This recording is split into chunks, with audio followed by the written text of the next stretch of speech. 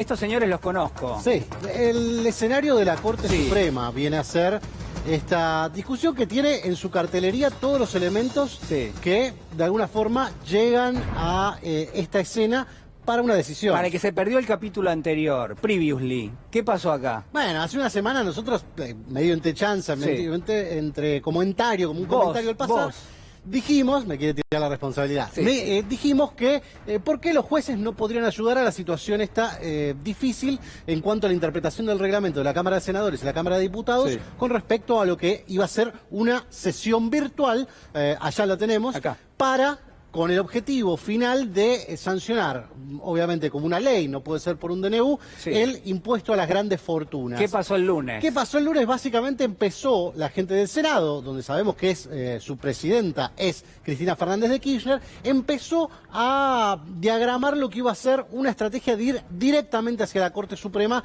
a pedirle ¿qué cosa? Una acción declarativa de certeza. ¿Qué es esto? La acción declarativa de certeza es un elemento, ya vamos a ver cuáles son sus elementos constituyentes, por así decirlo, sus requisitos, pero básicamente lo que le está diciendo es a la Corte, sáqueme de este estado de incertidumbre que tengo, porque por un lado tengo un reglamento que dice que yo tengo que ir a sesionar a la Cámara y por el lado tengo el coronavirus y todo lo que está generando esta situación que impide, digamos que está dispuesto el aislamiento obligatorio, que hay personas en factor de riesgo y un montón de situaciones que impedirían hacer una sesión normal.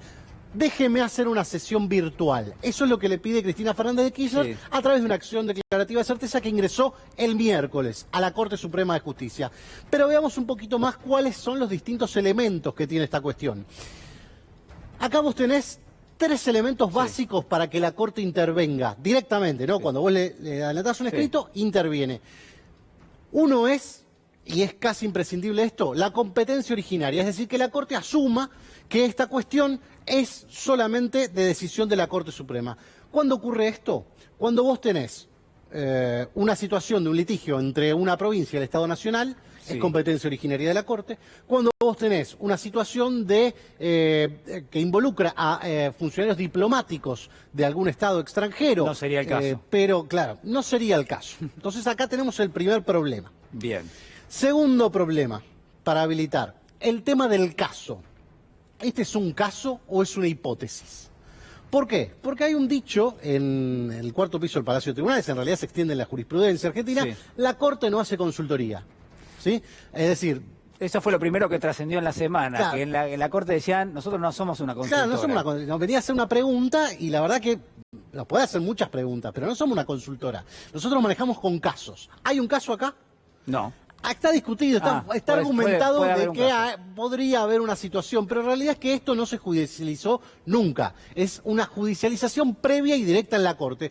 ¿Cómo podría haber sido un caso? Bueno, planteándose en primera instancia y obteniendo una resolución, por así decirlo. Es decir, que trabaje el Congreso, que apruebe algo en términos virtuales, lo mandás a la Corte y la Corte dice no. No podías. Digamos, en ese término hay que ver quién impugna. Es un montón de escenarios que ahora vamos a ver a continuación, pero lo importante de esto es el concepto de caso. La Corte interviene cuando hay un caso. Acá hay un caso, la respuesta la dejamos. Bien. Este es el último tramo que este sí le podemos encontrar, digamos, y está en parte en el escrito que presentó Cristina Fernández de Kirchner. Gravedad institucional. ¿Tenemos un supuesto de gravedad institucional? Bueno, algunos podrían creer que sí. Estamos ante una situación de pandemia que ha alterado absolutamente el funcionamiento de casi todo a nivel mundial. Y el Congreso no puede sesionar. El Congreso no puede sesionar o no puede sesionar bajo estas características. Hay que darse un reglamento en particular, hay que modificar el reglamento para adaptarlo a esta situación y está el supuesto de que el gobierno, el Poder Ejecutivo, piensa que necesita el impuesto a las grandes fortunas para financiar parte de lo que va a ser el paquete de rescate y de esta manera no puede legislar por un decreto de necesidad de urgencia, porque es absolutamente vedado, tanto cuestiones tributarias como cuestiones penales, no se pueden hacer por DNU, esto lo sabe cualquiera. Bueno, esta cuestión podríamos llegar a considerarla. Ahora, ¿qué pasa con estas dos cosas que no funcionan?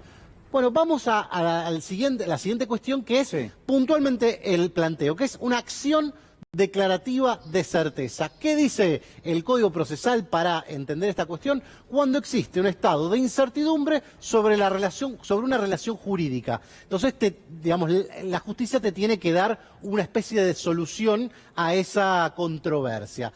Tiene que haber un perjuicio concreto. La pregunta es, ¿hay un perjuicio concreto o habría un perjuicio concreto? En términos hipotéticos. Yo te estoy orientando hacia la conclusión final que vamos a tener en este asunto respecto a cuál va a ser la decisión de la Corte. Te vas inclinando, veo de a poco, me vas mostrando que no, bueno, sí. Van a mantener una distancia obligatoria. Es un tema. Un aislamiento obligatorio. Es un tema. Bien. ¿Hay un perjuicio concreto? Bueno, todavía no. No. Digamos, al menos no. En principio no. ¿Hay una hipótesis de conflicto? Sí. La hipótesis de conflicto existe. No puede sesionar bajo estas condiciones.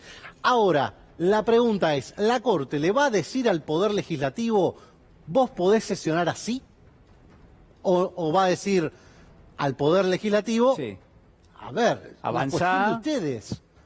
Claro, bueno, a ver, son dos poderes distintos, en principio, y el propio Senado tendría, se supone, después se lo voy a preguntar a Noé, pero el propio Senado tendría la posibilidad de cambiar el reglamento si se reúnen. Hay que ver cómo lo hace. Sí. Claro, tienen que reunirse en ese sentido. Sí. Hay que ver si eso puede ocurrir. Noelia, esto es así, digamos, la propia Cámara Alta puede cambiar el reglamento para empezar a sesionar. Efectivamente, pero el problema es exactamente el que marcaban ustedes. Para cambiar el reglamento hay que estar en el recinto, así que ahí no hay grandes diferencias entre estar en el recinto para cambiar el reglamento y para aprobar un proyecto de ley. Ahí es donde está principalmente el nudo que impide por ahora que avance el Congreso. Claro. Bueno, las otras dos cuestiones, existe legitimación del peticionante, en este caso sería Cristina Kirchner, eso hay que discutirlo, digamos, es un aspecto técnico de la figura y no hay otra vía legal para hacerlo que sea más idónea, es decir, que no haya alguna otra forma, otro camino para llegar al mismo resultado. Y acá tenemos los escenarios que puede llegar a manejar la Corte. Elegimos algunos para no ser absolutamente exhaustivos en lo técnico y bien simples, bien al punto, para ver cuál puede llegar a ser la decisión que tome esta semana la Corte. No dentro de 2 meses. Ahora lo tiene el procurador, pero igual no es vinculante. Fue girado el procurador, el viernes una decisión muy importante, se abrió la feria, porque había feria.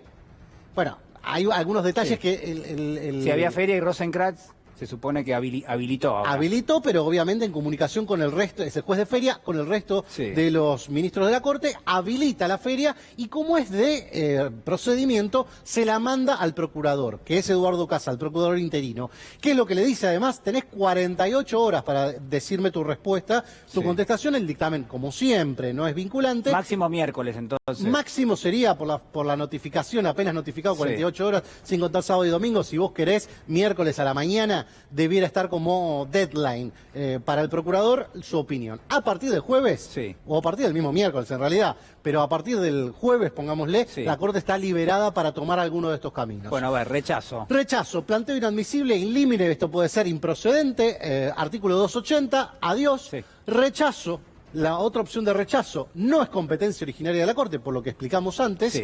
No hay caso. Como dijimos, no hay caso, la Corte no hace consultoría, sino es que tiene que haber alguna motivación y algún perjuicio demostrado respecto a un hecho particular para que pueda intervenir el Poder Judicial, y un rechazo con fundamentación respecto a la facultad reglamentaria propia del Senado. A ver, si vos dividís la cuestión entre lo técnico y lo político, acá podría haber un elemento del que se pueda agarrar el Senado para decir, bueno, está bien, me dicen que no me dicen nada con respecto a esta cuestión, y acá es importante lo que se llama obiter dictum. ¿Qué significa obiter dicta? Que son las consideraciones, lo que los jueces escriben en los fallos y que a veces terminan dando letra, de alguna manera, para las interpretaciones. Se pueden usar. Obviamente el fallo es un rechazo, pero en definitiva hay elementos de los que se puede tomar para encontrar alguna validación. Obviamente esto excede lo judicial, es lo político. Acá la pregunta que va a quedar, no es para responder ahora, es si vos llevás adelante una modificación del reglamento,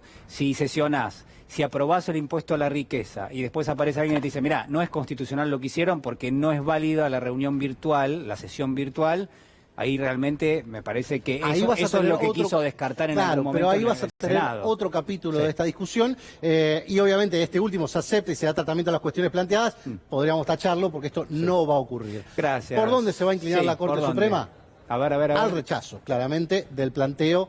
Al rechazo. Al rechazo del planteo de acción declarativa de certeza. Se puede grabar, ¿no? Respecto, Esto, señores, sí, rechazo de la Corte Suprema. Veamos, por todo lo que explicamos, Sí, es sí, lo no, que por es el curso natural de estos Sí. acontecimientos. Aún así, no descarten que haya una sublectura de índole político Sí. y otro capítulo. ¿Qué va a pasar si hay sesión virtual o se están analizando algún plan B para sentar a los senadores en alguna otra sala, en otra cámara más amplia y a los diputados en algún otro lugar con mayor espacio de distanciamiento?